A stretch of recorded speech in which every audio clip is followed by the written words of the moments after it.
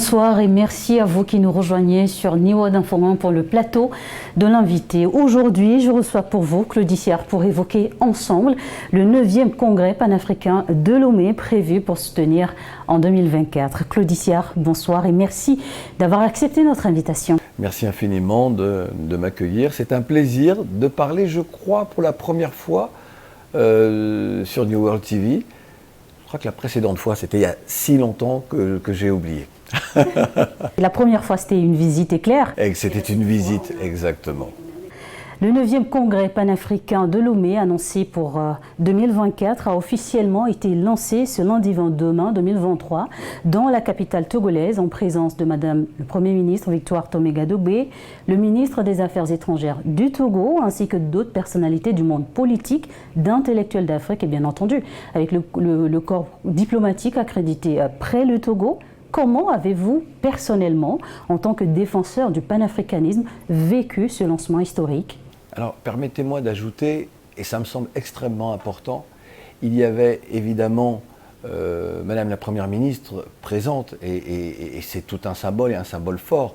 Ça témoigne de l'engagement de l'État togolais dans cette volonté, pas uniquement de promouvoir un certain panafricanisme, mais de proposer, de présenter, d'affirmer un panafricanisme pragmatique, concret, visionnaire, pour changer la vie des gens, pour changer la vie des Africains en général, et donc était également dans cet élan extraordinaire, l'Union africaine, représentée par la vice-présidente de la commission de l'UA, et il y avait effectivement les ministres des Affaires étrangères du Congo et d'Afrique du Sud. C'est très important de le dire comme ça, et puis des ambassadeurs venus d'un petit peu partout. C'est très important de le dire ainsi pour montrer que ce n'est pas une cérémonie de plus. Ce qui s'est joué à Lomé le 22 mai 2023 pour annoncer, pour lancer ce congrès panafricain qui lui se tiendra donc en 2024 ici à Lomé, n'est pas un instant de divertissement non plus. Nous sommes là dans une volonté réellement de bâtir un monde qui nous ressemble et qui nous rassemble. Lorsque je parle de rassembler, c'est rassembler toutes les forces politiques, les forces économiques, les forces également qui font vivre le monsieur et madame tout le monde, c'est-à-dire les populations, donc les forces sociales, et puis les forces également intellectuelles, culturelles et autres. Vous parlez de rassemblement, de prise de conscience. Selon vous, notre génération d'aujourd'hui est-elle de plus en plus consciente des enjeux du panafricanisme ? Est-ce que la mayonnaise, elle prend ? Je pense que oui. Pourquoi ? Parce que les populations sont de plus en plus éduquées, elles comprennent la marche du monde. Je pense que les réseaux sociaux ont été de formidables accélérateurs de compréhension de ce qui se joue ailleurs et de ce qui se joue aussi contre l'Afrique. Et donc, ces populations-là, cette jeunesse-là, parce que c'est surtout une jeunesse qui porte cela, eh bien, à la fois, elle comprend comment fonctionne, ou devrions-nous dire, dysfonctionne ce monde. Parfois, elle reproche aux aînés de ne pas avoir fait ce qui aurait dû être fait et ce que cette jeunesse pense faire aujourd'hui. Et c'est là où il faut ramener les choses à leur juste valeur, se dire que la conscience qu'il y a, la prise de conscience d'aujourd'hui, d'autres avaient déjà cette prise de conscience dans les années 50, dans les années 60, mais bien avant cela, au début du XXe siècle. Sauf que vous pouvez être un tout petit nombre, avoir une prise de conscience, si vous n'êtes pas vraiment nombreux. Vous parliez de mayonnaise, la mayonnaise ne prend pas. Et donc vous êtes parfois seul ou trop peu nombreux dans ce combat-là pour qu'il y ait victoire au bout de l'effort. Et c'est ça qu'il faut expliquer aux jeunes générations aujourd'hui. Leur dire que si aujourd'hui les unes et les autres arrivent à parler comme elles parlent, arrivent à s'exprimer, arrivent à faire bouger les lignes, parfois très rapidement, c'est parce que d'autres, c'est comme une maison, hein, il y a les fondations qu'on ne voit pas, on ne voit que la maison qui est montée, et puis plus tard, le toit qui est posé. Mais il y a des fondations. Il ne faut pas l'oublier, il faut respecter les aînés, respecter celles et ceux qui ont fait avant, et se dire que oui, la prise de conscience aujourd'hui, elle doit, c'est comme le maillon d'une chaîne. Elle ne doit jamais se désolidariser de ce qui a été réalisé avant. C'est de rassembler et d'honorer celles et ceux qui auparavant ont mené les combats. Alors Claudie Sierre, vous séjournez actuellement à Lomé, justement dans le cadre du lancement de ce congrès, le 9e congrès panafricain de Lomé. Comment justement la rencontre entre vous et ce congrès s'est-elle opérée? Vous parliez de mon engagement panafricaniste. Je suis un panafricain convaincu depuis l'âge, j'allais vous dire, depuis l'âge de 16-17 ans, mais en réalité non, bien avant cela. À l'âge de 10 ans, ma mère qui m'avait abonné au courrier de l'UNESCO, je découvre un article sur l'Afrique du Sud. Et cet article-là dit que le salaire d'un mineur noir en Afrique du Sud est inférieur à 50% à celui d'un blanc parce qu'il est noir. Et parce que l'Afrique du Sud de cette époque-là, nous sommes dans les années 70, vit sous le joug de ce crime contre l'humanité qu'est l'apartheid. Et j'ai 10 ans, j'en ai 58 aujourd'hui, et toute ma vie est basée, le métier que je choisis est basé sur les convictions qui sont les miennes, qu'un autre monde est possible. Et que face à l'injustice, on ne doit pas se dérober, on ne doit pas faire comme si ça n'existait pas pour vivre sa propre vie de façon très égoïste, mais on doit pouvoir changer les choses. Chacun avec ses moyens, chacun avec sa détermination, avec, encore une fois, ne soyons pas plus royalistes que le roi, on fait ce que l'on peut, mais chacun fait sa part. Donc, pour moi, il y a la rencontre avec le panafricanisme, qui est l'affirmation de ce que je suis en réalité, et puis pour ce projet-là, il y a cette rencontre avec le ministre des Affaires étrangères, de l'intégration régionale et des Togolais de l'extérieur, son Excellence Robert Dussey, qui lui a une vision très claire et depuis très longtemps, parce qu'on parle souvent ensemble et depuis quelques années, il avait ce projet qui se concrétise d'ailleurs, avec la mise en valeur des diasporas, c'est-à-dire que l'apport des diasporas, le travail autour des diasporas. Et dans nos discussions, évidemment, très vite, le panafricanisme, il est là, il est au cœur des discussions. Et le ministre dit, ben voilà, avec le Togo, on voudrait aller justement sur ce terrain du panafricanisme et réunir l'Afrique et les pays nés du fait esclavagiste, colonial, là où sont les diasporas aussi. Et c'est comme ça. Moi, dans mon coin, j'avais ce projet-là, mais comme je le dis toujours, et ça c'est très important, et les femmes et les hommes qui nous écoutent, les jeunes qui nous écoutent, qui sont très engagés, doivent comprendre ça. Moi, en France, j'ai ce projet-là. Également, j'aurais très bien pu me dire, ben, je vais organiser à Paris un congrès panafricain, en sachant que le premier congrès panafricain a été organisé en 1919 à Paris. Même si la première conférence, c'était en 1900, organisée par un avocat trinidadien, donc africain de la Caraïbe, descendant d'esclaves, Henry Sylvester Williams.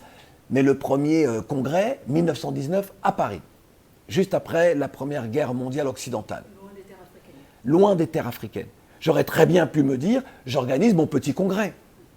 Ça aurait été un congrès qui aurait peut-être satisfait celles et ceux qui seraient venus s'y exprimer, exprimer les meilleures idées, être extrêmement brillants dans leur gymnastique intellectuelle, avoir des moments d'émotion extraordinaires.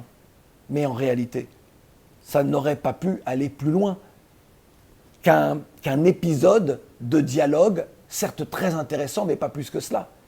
Il fallait donc, pour que ce congrès panafricain, Lomé 2024, lancé le 22 mai, soit justement pris en main par un homme qui est capable de dire, parce que c'était ça pour moi la finalité, les instances africaines seront dans cette organisation du congrès panafricain.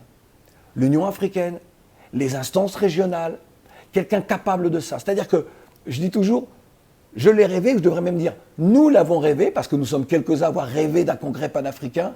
Lui, non seulement a su, mais a pu le réaliser, pour tout ce que je viens de dire. Donc c'est pour ça, l'idée dans la vie, ce n'est pas de faire pour faire. Il faut faire en sachant que ce que l'on va faire aura une véritable portée.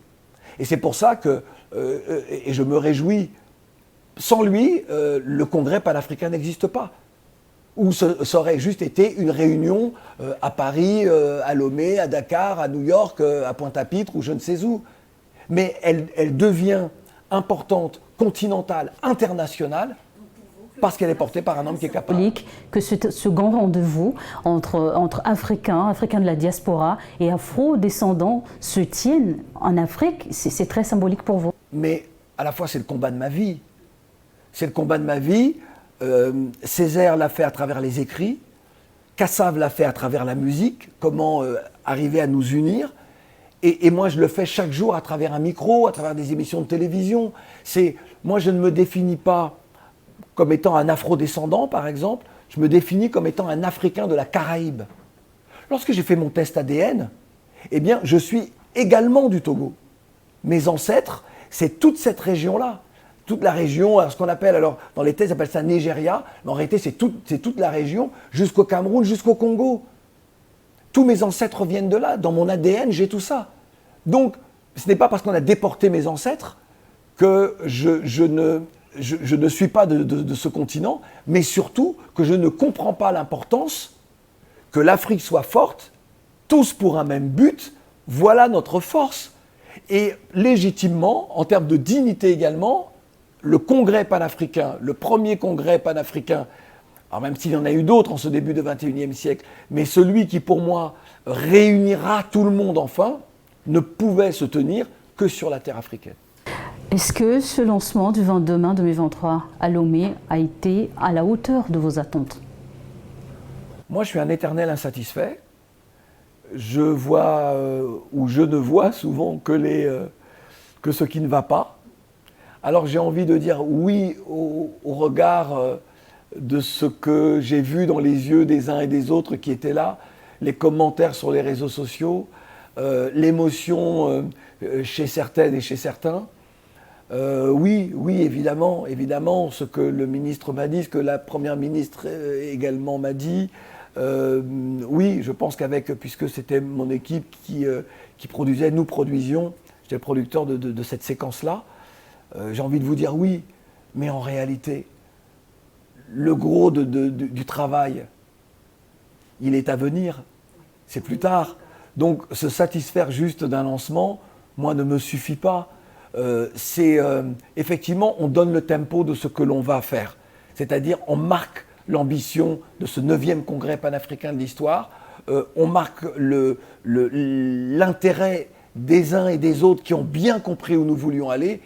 Et puis, pour la première fois, je pense que beaucoup de gens ne l'ont pas mesuré, ou peut-être si, les personnes qui étaient là présentes, mais celles et ceux qui en dehors n'ont pas vu, n'ont pas suivi, ou ont commenté avant même que la cérémonie ait lieu, ils ne se rendent pas compte comment, souvent, les politiques sur le continent savent ce qu'ils doivent faire, ce qu'ils peuvent faire, mais ils ne comprennent pas le quotidien des responsables politiques, qu'ils soient présidents, premiers ministres ou ministres, le quotidien de certains, parce que je pense que les responsables politiques aiment leur continent. Une responsabilité que vous avez aussi portée dans votre parcours de ministre d'État. Oui, alors je vais revenir sur ma fonction politique effectivement en France, mais ils ne se rendent pas compte à quel point c'est extrêmement dur d'être face aux puissances occidentales qui dirigent le monde.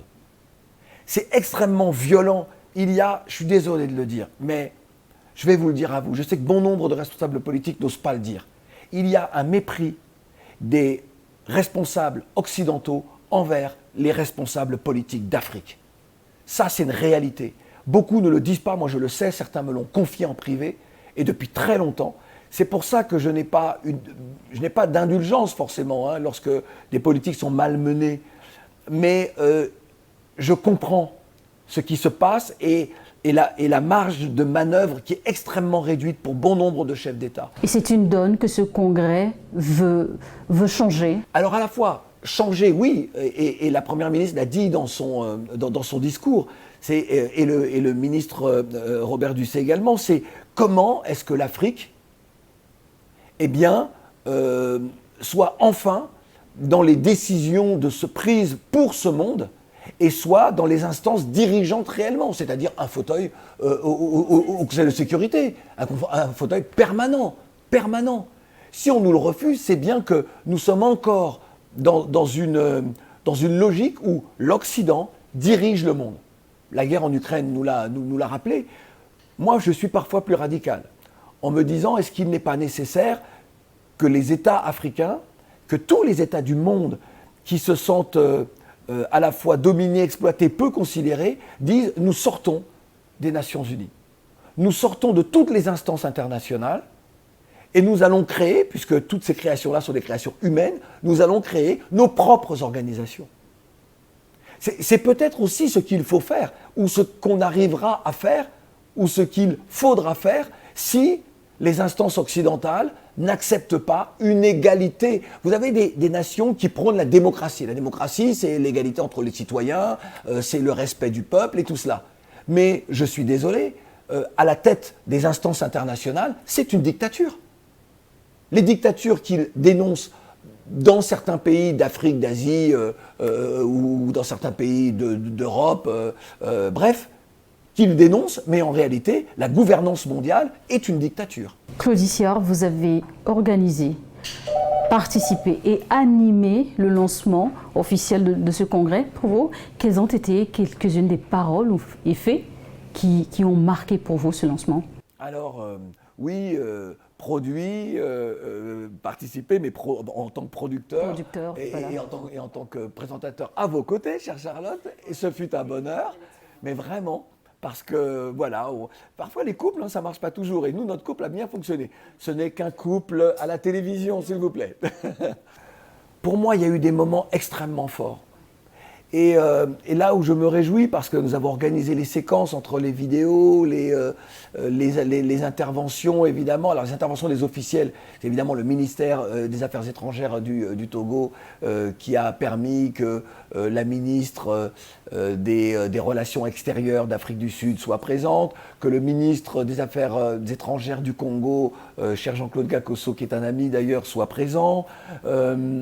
Et puis pour les autres interventions, effectivement, c'est un choix que le ministre m'a permis de faire, Doudou Diène, homme extraordinaire, qui nous a permis de réfléchir autrement sur l'action que nous sommes en train de mener et sur le panafricanisme, sur cet universalisme justement qu'incarne aussi le panafricanisme. Et moi là-dessus, je suis d'accord, et c'est pour ça que je voulais que Doudou soit là. Exactement, et je voulais que Doudou soit là, c'est pour ça. Et puis, il y a également Gervais Nyakalagoke, qui est donc enseignant, professeur d'origine ivoirienne. Il vit aux États-Unis, il enseigne aux États-Unis le panafricanisme. Et c'est extraordinaire ce qu'il est venu dire aux uns et aux autres, ce qu'il est venu partager. Et puis, dans ces séquences-là, tout le monde, il n'y avait pas de langue de bois. Les gens, c'est un peu comme si, c'est pour ça que c'était un moment historique aussi, cette conférence de lancement est un moment historique. C'est comme si les uns et les autres avaient ouvert leur cœur, avaient laissé parler de concert leur cœur et leur raison, leur passion, leurs ambitions. Et je crois que même celles et ceux, encore une fois, qui ont émis quelques réserves sur ce que nous étions en train de faire, se sont dit « Waouh, les choses sont en train de changer sur le continent ». Et l'union, puisque vous en parliez, entre Africa et ses diasporas, les Caraïbes et tout cela, l'union est en train de se faire.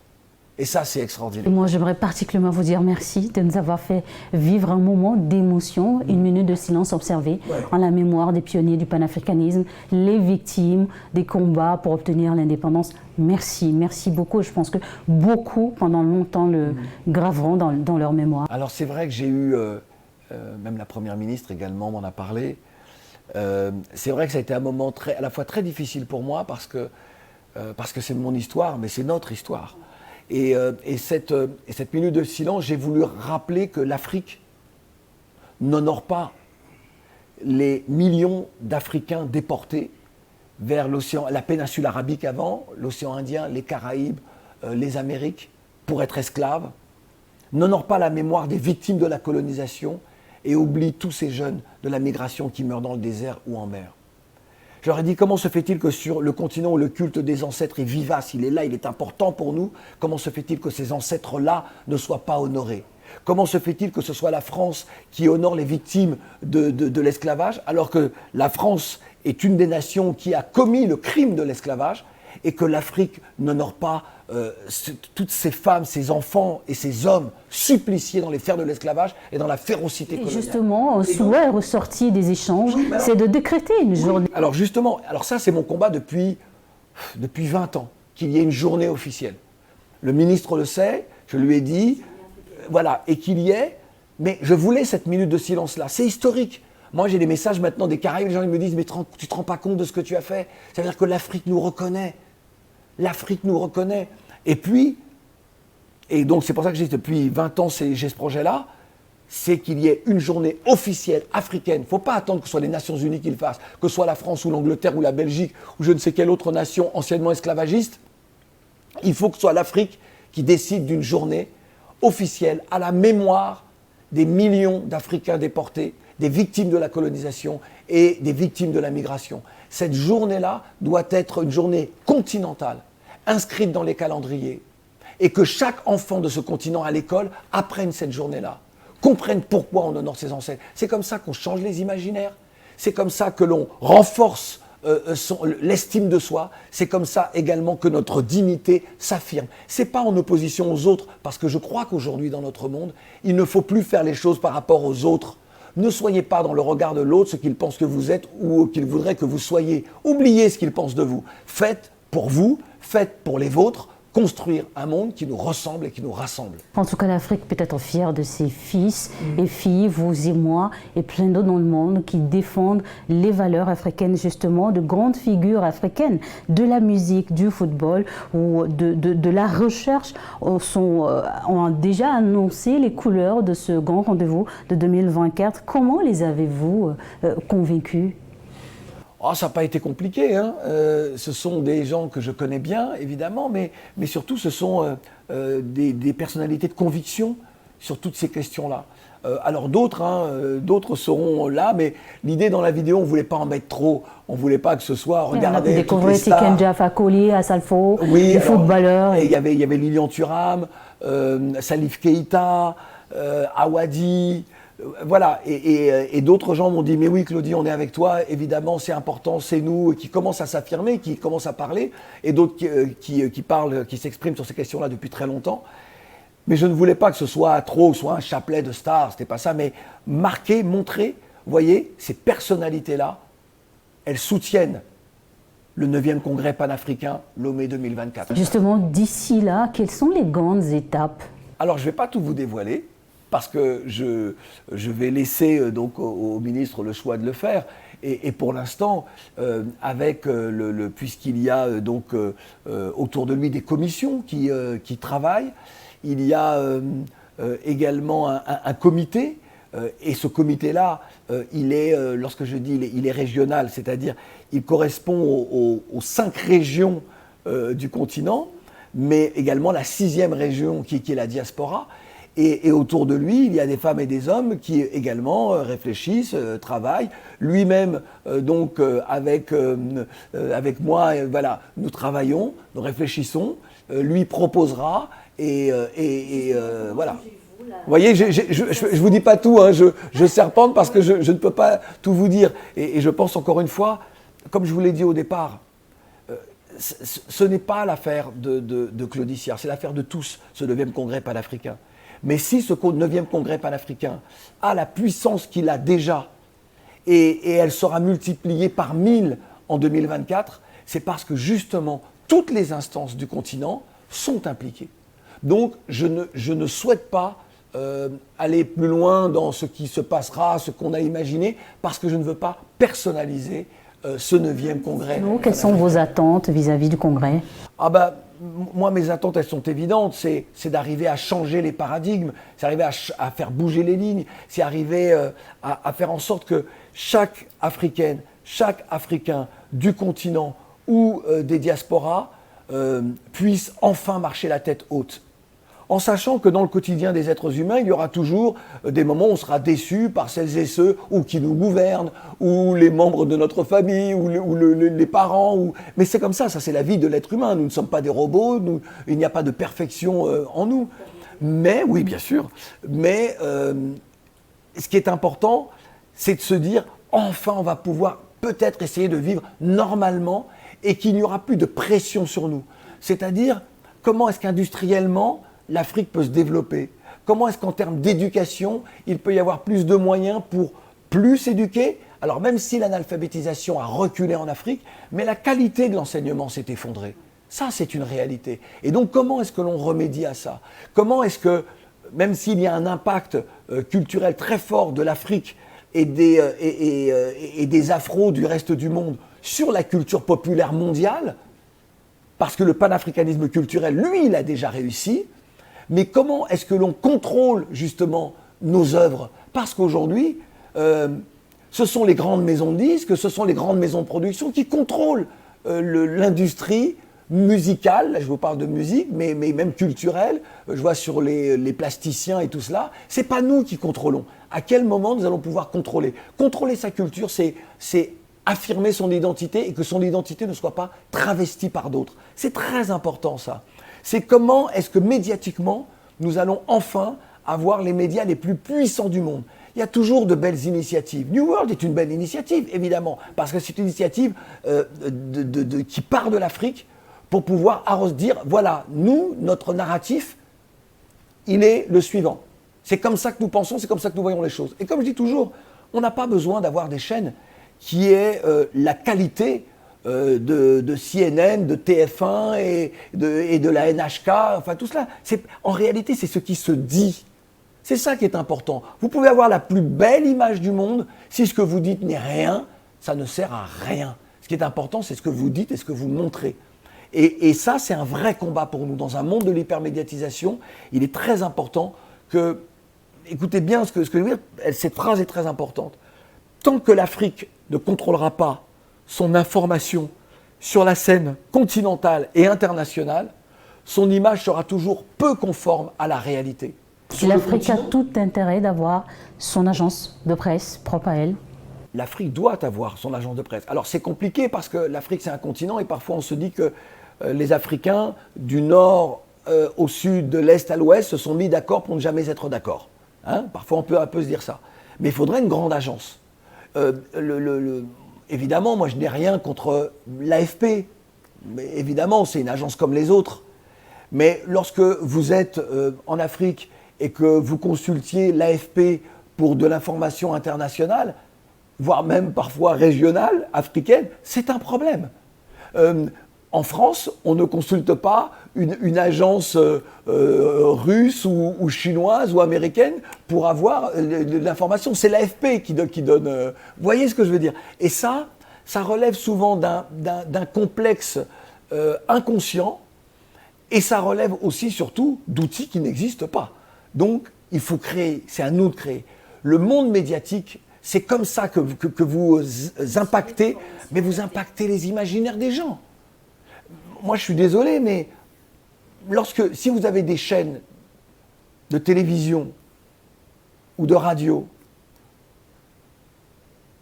de pays étrangers omniprésents sur un continent, forcément, avec des programmes qui sont imaginés par d'autres, automatiquement, ça a un impact sur l'imaginaire des gens. Et donc, je reprends une phrase de Nelson Mandela, ce qui est fait pour nous, sans nous, est en réalité contre nous. Soyons des êtres actifs. Merci d'avoir évoqué l'aspect langue, parce que New World, c'est un groupe de 16 chaînes de télévision et nous avons des chaînes dédiées à des langues locales, où on a Transnat par exemple, qui propose des films en langue locale du nord, du sud, de l'est du Togo, et on verra peut-être le Wolof, le Lingala aussi. J'en ai profité à la télé, j'ai regardé toutes les chaînes, j'ai dit mais il y a combien de chaînes de New World? Il y a une multitude de chaînes. Et je comprends. Non, mais je comprends parce qu'on a envie de satisfaire aussi tous les publics. Donc, vous voyez, les fondations dont je parle, c'est ça. Peut-être qu'un jour, New World n'aura plus besoin d'avoir autant de chaînes.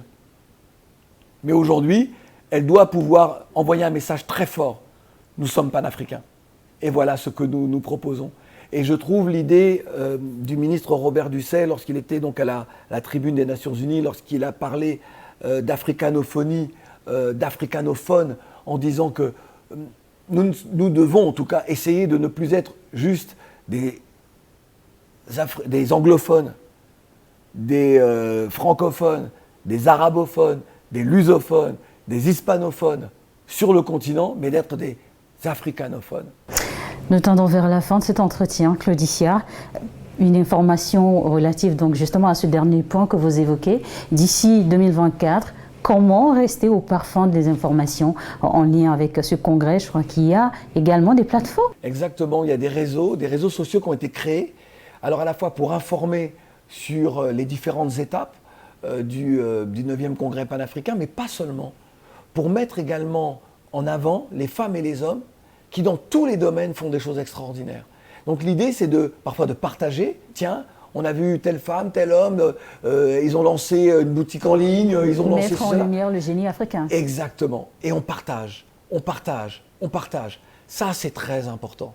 Ça, pour nous, c'est fondamental. C'est ça le panafricanisme. Le panafricanisme et les réseaux africanophones, ils ne sont pas là juste pour parler du 9e congrès. Ils sont là pour mettre en avant tous les talents d'Africa et de ses diasporas. Et évidemment d'informer sur tout ce qui se passera. Les dates seront annoncées en temps et en heure, en temps voulu, lorsqu'encore une fois, comme je le disais, lorsque le comité aura décidé, lorsque les femmes et les hommes qui le composent eh bien, seront tombés d'accord sur une seule et même date. Voilà, moi j'ai déjà les dates en tête, hein. Mais ça c'est mon petit souhait à moi. Non, non, elles n'ont aucune valeur parce que c'est mon souhait à moi. Et une hirondelle ne fait pas le printemps, et donc ça veut dire que je ne décide rien seul, et c'est donc le comité qui décidera et qui validera ou pas les dates proposées par les unes et les autres, encore une fois. Et moi, je proposerai la mienne. Merci beaucoup, Claudicia.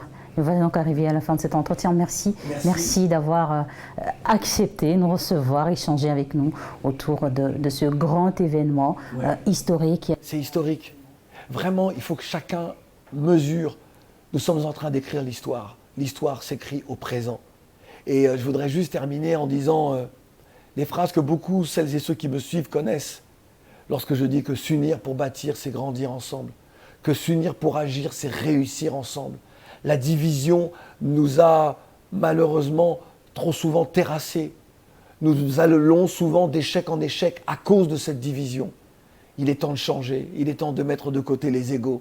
Il est temps de se dire, et je répète cette phrase, il est important que l'Afrique soit forte, tous pour un même but. Voilà notre force, et cette phrase est signée Tonton David. Claudicia, merci. Merci beaucoup, Charlotte. Merci à vous également de nous avoir suivis. La suite de nos programmes, c'est sur Niveau d'Info.